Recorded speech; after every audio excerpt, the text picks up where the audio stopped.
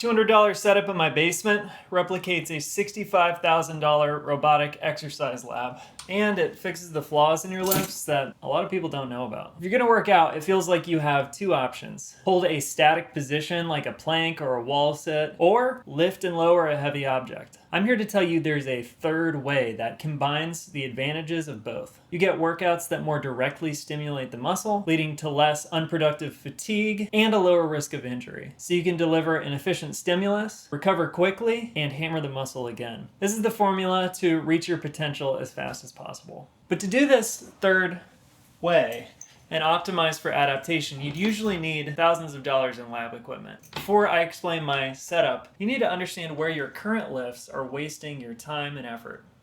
When you lift a dumbbell, the forces experienced by your muscle change. That's because your limbs move in arcs, but gravity pulls straight down. So at the very bottom, I'm not even using my bicep. Here is where we reach maximum difficulty. Then up at the top, we have another dead zone. You're doing a full range of motion, but your muscle's only working in the middle. Maximizing muscle growth means maximizing the tension felt by the muscle while you're getting close to failure. Because of those dead zones, you keep giving your muscle micro rests. You're bouncing between high intensity and zero intensity resting while you're supposed to be working out. This means for the same stimulus, you're spending more time doing easy work and even recovering during the set before you're getting that effective time under tension at the end. So, how do we fix the dead zones? We have to keep resistance constant no matter how we move. This is why you typically need expensive motorized lab equipment to perfectly match resistance as you move. Or, we can use physics to separate the resistance from the movement. Let me show you. In a standard lift, the weight and the movement are on the same side of the joint. So, on this side of my elbow, we put the weight and we also move. In a reverse action workout, we place the weight on this side, but we make the movement on this side. Check it out. Our brains are very capable to be able to hold constant tension while the muscle changes length. We get no leverage changes. Momentum means your joints never have to catch a swing from a heavy moving mass. So you eliminate joint wear and tear and unhelpful muscle damage that doesn't contribute to adaptation.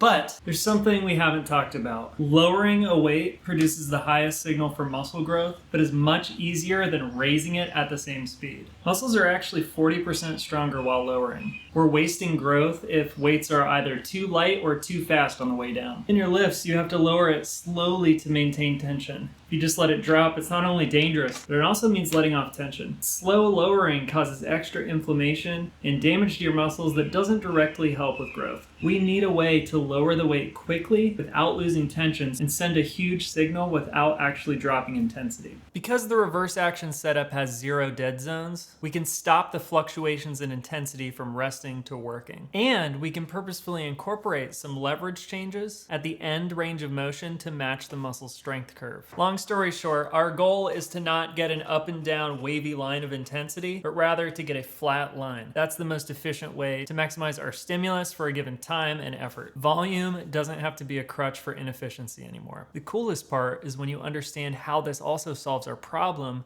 with lowering the weight. Since there's no momentum, you can actually lower the weight as fast as you want. You can do it in half a second to trigger a huge tension signal without lowering intensity. So you get a better growth signal and better recovery, which lets you train more often. You get zero joint trauma, zero lost tension. If you're doing a reverse action workout, you can send maximum uninterrupted tension to your muscle during the set. This means less wasted time and effort. Since you don't have to raise and lower the weight, springs or bands work just as good as a cable machine or dumbbell. What's really awesome about this style of exercise is it lets you target muscles that standard lifts really have a tough time hitting. So as a climber who cares about grip training, this has been a big deal for me. Here is my $200 setup. Heavy-duty springs, and a buckle and webbing assembly in order to calibrate a precise amount of resistance, along with a wall track so I can mount it in my workout room. It provides constant force at anywhere from 5 all the way up to 200 pounds, and it's light enough to throw in a backpack and take with you anywhere. We've barely scratched the surface so far on the biomechanics and the programming here. I've mapped out the full theory, programming applications, as well as a catalog of exercises for over 40 muscle groups. You can find it all here.